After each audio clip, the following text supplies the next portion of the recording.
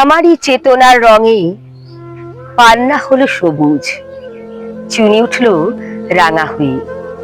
আমি চোখ মেললুম আকাশে, জ্বলে উঠল আলো পূবে পশ্চিমে। গোলাপের দিকে চেয়ে বললুম, সুন্দর সুন্দর হলো সে। তুমি বলবে এ যে তত্ত্ব কথা, এ কবির বাণী নয়। আমি বলবো এ সত্য, তাই এ কাব্য। এ আমার অহংকার, অহংকার সমস্ত মানুষের হয়ে।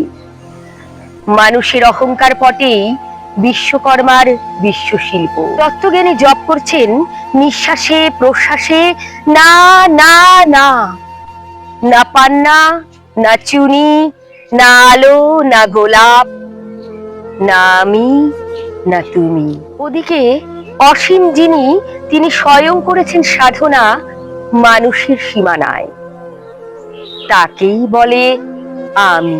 সেই আমির গহনে আলো আঁধারের ঘটল সঙ্গম। দেখা দিল রূপ, জেগে উঠল রস। না কখন ফুটে উঠে হলো হাঁ, মায়ার মন্ত্রে, রেখায় রঙে, সুখে দুঃখে। কে বলো না তত্ত্ব, আমার মন হয়েছে পুলকিত। বিশ্ব আমির রচনার আসরে, হাতে নিয়ে তুলি, পাত্রে নিয়ে রং। পণ্ডিত বলছেন বুড়ো চন্দ্রটা নিষ্ঠুর চতুর হাসি তার। মৃত্যুদূতের মতো গুণি মেরে আসছে সে পৃথিবীর পাঁজরের কাছে। একদিন দেবে চরম টান তার সাগরে পর্বতে, মর্তলোকে মহাকালের নূতন খাতায় পাতা জুড়ে নামবে একটা শূন্য, গিলে ফেলবে দিন রাতের জমা খরচ। মানুষের কীর্তি হারাবে অমরতার ভান, তার ইতিহাসে লেপে দেবে অনন্ত রাত্রির কালি। মানুষের যাবার দিনের চোখ বিশ্ব থেকে ছিনিয়ে নেবে রং, মানুষের যাবার দিনের মন ছানিয়ে নেবে রস।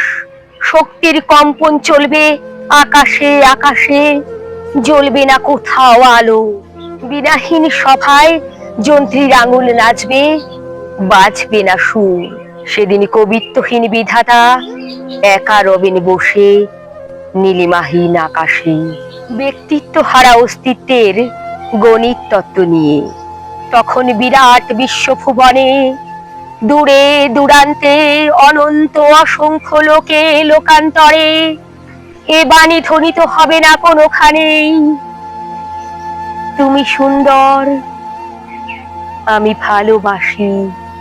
বিধাতাকে আবার বসবেন সাধনা করতে, যুগ যুগান্তর ধরে প্রলয় সন্ধ্যায় জপ করবেন, কথা কও কথা কও। বলবেন, বলো তুমি সুন্দর। বলবেন, বলো আমি ভালোবাসি। নমস্কার বন্ধুরা, কবিতাটি ভালো লাগলে লাইক করবেন, কমেন্ট করবেন এবং চ্যানেলটি সাবস্ক্রাইব করে আমার পাশে থাকবেন। ধন্যবাদ।